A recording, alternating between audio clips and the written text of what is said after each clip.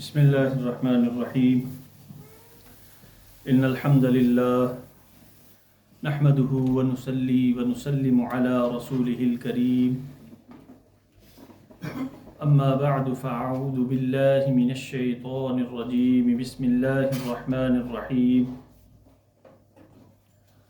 فلما بلغ معه السعي قال يا بني إني أرى في المنام أني أذبحك فانظر ماذا ترى قال يا أبت افعل ما تؤمر ستجدني إن شاء الله من الصابرين صدق الله العظيم وصدق رسوله النبي الكريم الأمين رب اشرح لي صدري ويسر لي أمري واحلل عقدة من لساني يفقهوا قولي إن الله وملائكته يصلون على النبي يا أيها الذين آمنوا صلوا عليه وسلموا تسليما اللهم صل على سيدنا محمد وعلى آل سيدنا ومولانا محمد وبارك وسلم عليه الصلاة والسلام عليك يا سيدي يا رسول الله وعلى آلك وأصحابك وسلم عليك يا خاتم النبيين الصلاة والسلام عليك يا سيدي يا رسول الله وعلى آلك وأصحابك وسلم عليك يا شفيع المذنبين. سامعین ذی وقار، یہ مہینہ ذی الحج نہایت ہی عظمت اور مرتبے والا ہے۔ اس ماہ مکرم کے طلوع ہوتے ہی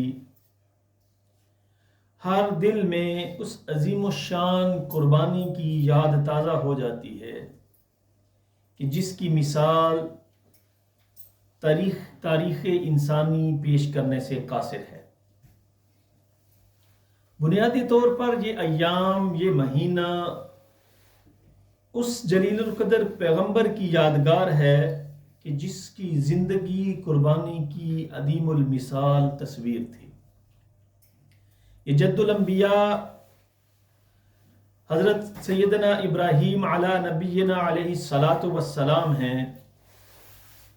آپ اس بات سے اندازہ لگائیں کہ کون سا وہ امتحان ہے، کون سی وہ آزمائش ہے جس سے جد الانبیاء حضرت سیدنا ابراہیم علیہ الصلاۃ والسلام کو نہ گزارا گیا یا آپ کا اس سے سامنا نہ ہوا، مگر کروڑوں سلام ہو آپ علیہ الصلاۃ والسلام کی ذات پر کہ آپ ہر میدان میں کامیاب رہے، ہر میدان میں ثابت قدمی سے پیش رہے۔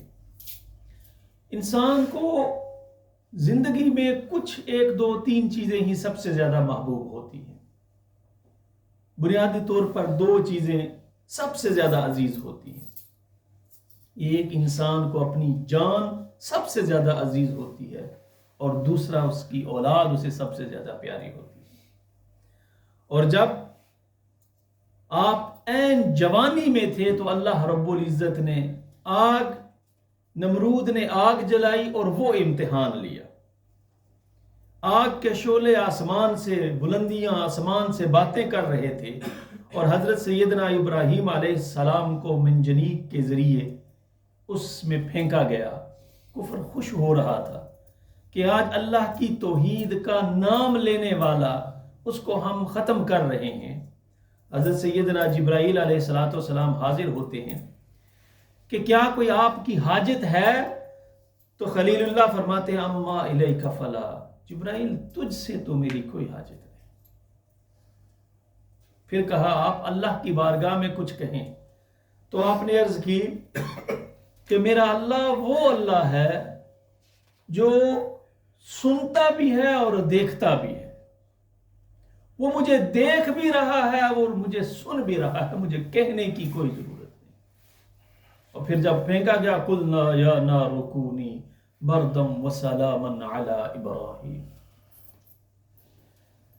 تو اس آگ کو اللہ رب العزت نے گلزار بنا دیا۔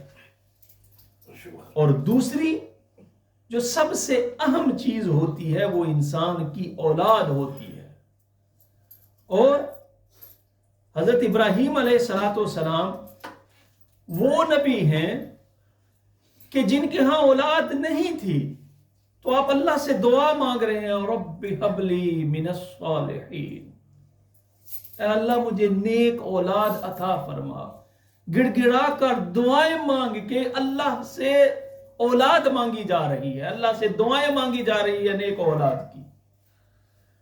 اور پھر آپ کو فبشرناہ بغلام حلیم، تو اللہ فرماتا ہے ہم نے ان کو ایک بیٹے کی بشارت، اس کی ولادت کی بشارت عطا کی۔ اور آگے جو ہے کہا جا فلما بلغ معه السعي قال يا بني اني ارى في المنام، کہ جب وہ بیٹا چلنے پھرنے کے قابل ہو جائے، جو تھوڑا سا وہ اپنے ذہن میں لائیں وہ منظر کہ ایک انسان کے ہاں اولاد نہیں ہو رہی، اور امام بخاری نے حضرت ابن عباس سے ایک طویل روایت نقل کی ہے جس کا خلاصہ یہ ہے کہ حضرت سیدنا ابراہیم علیہ السلام نے 99 سال کی عمر میں حضرت ابراہیم کو حضرت ہاجرہ کے بطن سے ایک بیٹا عطا ہوا۔ اتنا عرصہ اللہ سے دعائیں مانگتے رہے اور 99 سال کی عمر میں اللہ نے اسماعیل عطا کیے۔ اور جب وہ بچہ جو اللہ سے مانگ مانگ کے لیا گیا ہو، قرآن کہتا ہے فلما بلغ معه السعي، جب وہ عمر کے اس حصے میں پہنچا کہ جہاں وہ باپ کا ہاتھ بٹا سکے، باپ کے ساتھ چل پھر سکے، قال یا بنی انی اری فی المنام، تو باپ اپنے بیٹے سے کہتا ہے بیٹا یا بنی انی اری فی المنام، میں خواب دیکھ رہا ہوں کہ انی اری فی المنام، کہ میں خواب میں تجھے انی اذبحک فانظر ماذا، تجھے ذبح کر رہا ہوں۔ اس سے قبل کا بھی ایک امتحان ہے، ابھی شیر خارگی میں ہی ہے، تو اللہ رب العزت کے حکم سے آپ اپنے اس بیٹے کو اور اپنی زوجہ کو لے کر حضرت ہاجرہ اور حضرت اسماعیل علیہ السلام کو لے کر دور بیابان میں فلسطین سے چل کر مکہ مکرمہ میں تشریف لے آتے۔ اس کا بھی قرآن کریم نے ذکر کیا، ربنا انی اسکنت من ذریتی بواد غیر ذی زرع عند بیتک المحرم۔ اب اللہ نے حکم دیا کہ اپنے اس بیٹے کو اور اپنے اس بیوی کو اپنے سے دور کر۔ 99 سال کی عمر میں اللہ نے اولاد عطا کی اور پھر اللہ کی آزمائش آ گئی، اللہ کا امتحان آ گیا۔ آپ نے اس بیابان جنگل میں چھوڑا، اور جب چلنے لگے سیدہ ہاجرہ فرماتی ہیں آپ ہمیں یہاں پہ چھوڑ کے کیوں جا رہے ہیں؟ کیا یہ اللہ کی رضا ایسے ہی ہے؟ تو جب کہا اللہ کی رضا ہے تو آپ نے بھی صبر کیا، اور پھر ابراہیم دعا مانگتے ہیں ربنا انی اسکنت من ذریتی، اے میرے رب میں نے بسا دیا ہے اپنی کچھ اولاد کو بواد غیر ذی، اتنے کے درد والے فکرے ہیں، بواد غیر ذی زرع عند، ایسی جگہ پہ، دنیا کا دستور ہے نا آپ اپنی اولاد کو اپنے رشتہ دار کو کہیں بیچتے ہیں، کسی ایسے ملک میں کسی ایسی جگہ پہ بیچتے ہیں جہاں رزق کی فراوانی ہو، ملازمت کے مواقع ہوں، اور چیزیں سہولیات مہیا ہوں یہاں پہ۔ لیکن یہاں پہ اسلام اور عشق کا نرالا ہی امتحان ہے۔ ایسی جگہ پہ چھوڑا جہاں پہ اگنے کی بواد غیر، کچھ نہیں اگ سکتا، غیر ذی زرع عند بیتک المحرم، لیکن ایک چیز ہے کہ وہ تیرا حرم ہے وہاں پہ، ربنا لیقیموا الصلاۃ۔ اور میں نے اکثر یہ بات بیان کرتا ہوتا ہوں کہ ہم جب اللہ سے کچھ مانگتے ہیں، کسی کو بیچتے ہیں، تو اس کی کامیابیوں کی دعائیں مانگتے ہیں، جیسے رزق پہ عطا ہو، تجھے اچھی نوکری ملے، تجھے یہ ملے، تجھے وہ ملے۔ تو ابراہیم علیہ السلام نے اپنی اولاد کو بیابان جنگل میں چھوڑا تو سب سے پہلے جو چیز مانگی ربنا لیقیموا الصلاۃ، ان کو اس چیز کی طاقت دے کہ تیری نماز قائم کر سکے۔ یہ حضرت ابراہیم علیہ السلام نے ہمیں درس دیا ہے، اور ہم اب ضمناً ایک بات آ رہی ہے، اب ہم اپنی جب نمازوں کو دیکھتے ہیں، آپ کو پتہ ہے اسلام میں قرآن اور شریعت کی روح سے سب سے بڑا چور کون ہے؟ سب سے بڑا چور، آقا علیہ الصلوۃ والسلام نے فرمایا ان اسرک السراق من سرق صلاتہ، سب سے بڑا تم میں چور وہ ہے جو نماز کی چوری کرتا ہے۔ قیل یا رسول اللہ صلی اللہ علیہ وسلم کیف یسرق صلاتہ، ایک انسان اپنی نماز کو کیسے چوری کر سکتا ہے؟ سوال ذہن میں آتا ہے نا، کیا کہا سب سے بڑا چور وہ ہے جو نماز میں چوری کرے، تو اپنی نمازوں کی وہ کیسے چوری کر سکتا ہے؟ تو آپ نے فرمایا لا یتم رکوعها وسجودها، جو اپنے رکوعوں کو، اپنے سجدوں کو مکمل نہیں کرتا۔ وہ تکمیل کیا ہے اپنے رکوع اور اپنے سجود کی؟ جو تسبیحات ہیں ان کو ان کے مخارج کے ساتھ، ان کو ان کی ادائیگی کے ساتھ پڑھو۔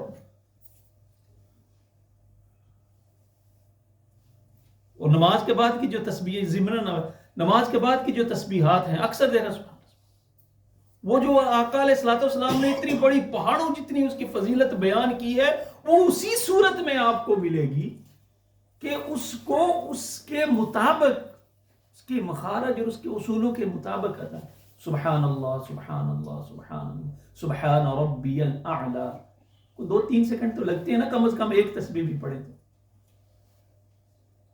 اس لیے حضرت سیدنا ابراہیم علیہ السلام نے اپنی اولاد کے لیے جو سب سے پہلی چیز مانگی، ربنا لیقیموا الصلاۃ، اے اللہ ان کو نماز قائم کریں۔ فاجعل افئدة من الناس فاجعل افئدة من الناس تهوی الیہم، پس کر دے لوگوں کے دلوں کو کہ وہ شوق و محبت سے ان کی طرف راغب ہو۔ یہ سیدنا ابراہیم علیہ الصلوۃ والسلام نے اپنی اولاد کے لیے، اور پھر شیرخوارگی کی عمر میں مکہ میں چھوڑ دیا۔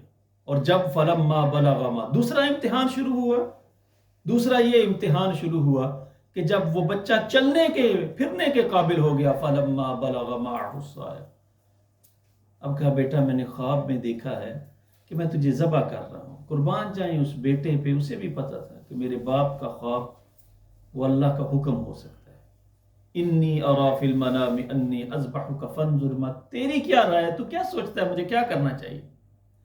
قال یا ابت افعل ما تؤمر، ابا جی وہی کیجئے جس کا آپ کو اللہ نے حکم دیا ہے۔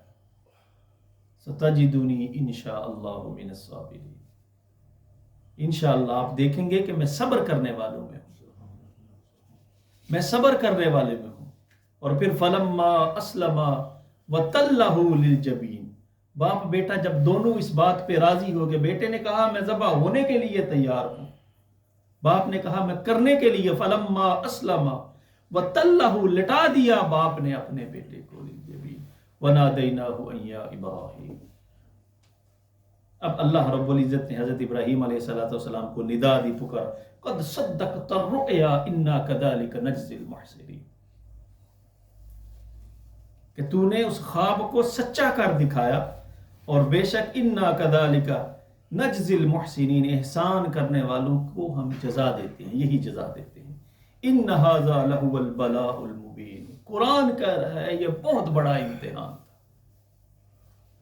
یہ بہت بڑا امتحان ہے۔ ایک یہ امتحان ہے، اور دوسرا ہمارے لیے بھی اللہ رب العزت نے فرمایا لا تلہکم اموالکم ولا اولادکم عن ذکر اللہ، اولاد کی وجہ سے اور اپنے رزق کی وجہ سے، اپنی دولت کی وجہ سے اللہ سے دور نہ ہو جانا۔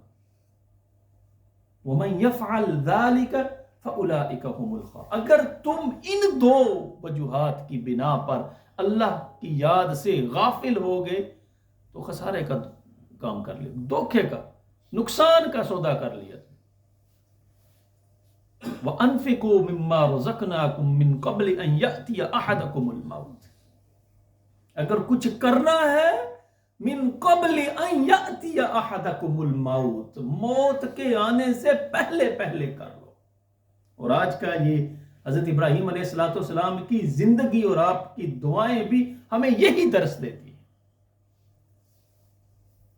فَيَقُولَ رَبِّ لَوْلَا أَخَّرْتَنِي إِلَىٰ أَجَلٍ قَرِيبٍ، اور پھر اللہ تصویر کشی کرتا ہے، جب بندہ چلا جاتا ہے تو پھر وہ اللہ کی بارگاہ میں عرض کرے گا کہ اللہ مجھے موقع دے نا، فَأَصَّدَّقَ وَأَكُن، میں عبادت کروں، میں صدقہ دوں، میں نمازیں پڑھوں، وَأَكُن مِّنَ الصَّالِحِينَ، تو میرا شمار وہ صالحین میں ہو، میں نیک بن گیا.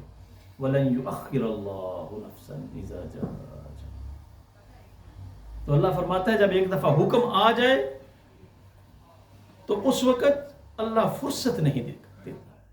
اور حضرت ابراہیم علیہ السلام کی اس قربانی کو، اسماعیل علیہ السلام کی اس قربانی کو اللہ نے ساری امت کے لیے وَتَرَكْنَا عَلَيْهِ فِي الْآخِرِينَ، اس کو نشانی کے طور پر سب امت کے لیے، ہر کسی کے لیے چھوڑ، وَتَرَكْنَا عَلَيْهِ فِي الْآخِرِينَ، دوسروں کے لیے اسے سنت قرار دے دیا. اور آقا علیہ السلام نے فرمایا ما عمل آدمی من عمل یوم النحر احب الی اللہ من احراق الدم. قربانی کس کی ہوئی ہے؟ اسماعیل، ابراہیم اپنے بیٹے اسماعیل کی دے رہے ہیں، اور اللہ کو وہ ادا پسند آئی. ان ھذا لہو البلاء المبین وفدیناہ بذبح عظیم. اس کی جگہ پہ اللہ رب العزت نے ذبح عظیم عطا کیا، اور اس ذبح عظیم کو اللہ رب العزت نے ساری امت میں جاری فرمایا. اور پھر فرمایا جو بھی میرے ابراہیم کی اس سنت پہ عمل کرے گا، فرمایا ما عمل آدمی من عمل یوم النحر احب، اللہ کے ہاں سب سے زیادہ پسندیدہ عمل اس دن اللہ کے ہاں اسماعیل کی سنت کی پیروی کرتے ہوئے اللہ کی بارگاہ میں قربانی کرنا. دعا ہے سیدنا ابراہیم اور اسماعیل علیہ السلام کی زندگی اور آپ کے جو دروس ہیں ان پر ہمیں چلنے کی توفیق عطا فرمائے. انشاءاللہ ہم اگلی کسی نشست میں جو حضرت ابراہیم علیہ السلام کی جتنی بھی قرآن میں دعائیں ہیں اور اس کا پس منظر کیا ہے، اس حوالے سے ایک گفتگو رکھیں گے. اللہ ہمیں عمل کی توفیق عطا فرمائے. وما توفیق الا باللہ. سنتے ادا فرمائے.